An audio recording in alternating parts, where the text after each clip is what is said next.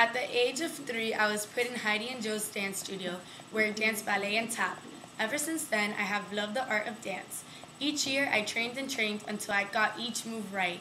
Dance is not an easy hobby. If you choose to be a dancer, you must love to dance and be prepared to put in a lot of hours.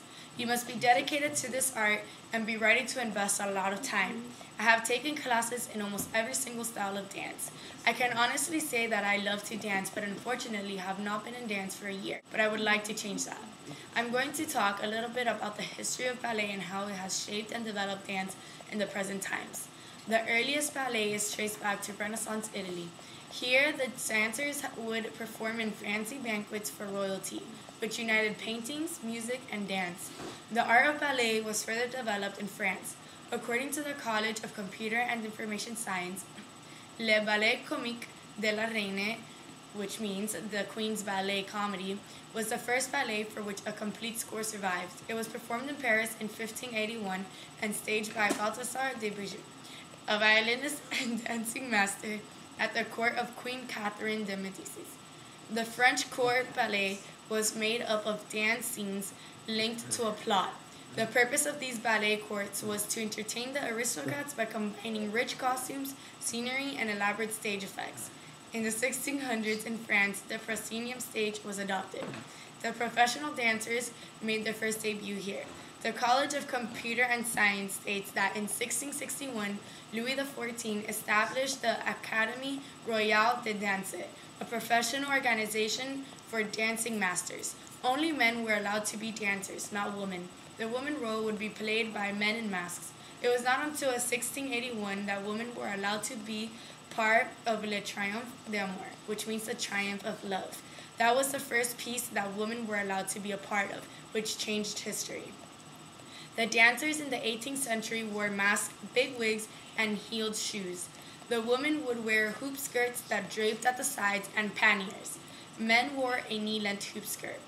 During the second part of the 18th century, Paris opera was being dominated by the male dancers, such as Gaëtan Vestris and his son Auguste Vestris. Auguste was very well known for his jumps and leaps. The women were not falling behind. Anne Haenel was the first female dancer to do a double pirouette.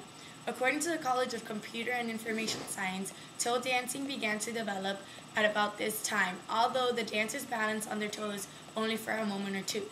Block toe shoes had not yet been invented, and dancers strengthened their light slippers with darning. La Sylphide was performed in Paris in 1832.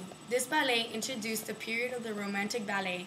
Marie Taglioni performed the lead role as Sylphide. Sylphide was a supernatural creature that was loved and destroyed by a mortal man.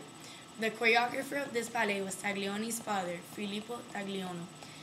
The College of Computer and Information Science states that La Sylphide inspired many changes in the ballet of the time in theme, style, technique, and costume, along with the ballet Giselle, performed in 1841, which also contrasted the human and supernatural worlds, and in its second act, the ghostly spirits called Willis wear the white tutu popularized in La Sylphide. Modern dance began to develop in Germany and in the United States. Around the years 1920 and 1930, the College of Computer and Information Science states that the American dancers Martha Graham and Doris Humphrey, the German dancer Mary Wigman, and others broke away from traditional ballet to create their own expressive movement styles and to choreograph dances that were more closely related to actual human life. Popular dance forms also enriched ballet. In 1944, Jerome Robbins created Fancy Free, which was a ballet based on jazz dance style developing into musical comedy. Nowadays, ballet offers a great variety. Choreographers experiment with both new and traditional forms and styles. Ballet has shaped the American culture and comes from way back. Ballet is what made the art of dance. Thanks to ballet, we have many varieties of dance styles, one for each person to enjoy. Thank you. Hey!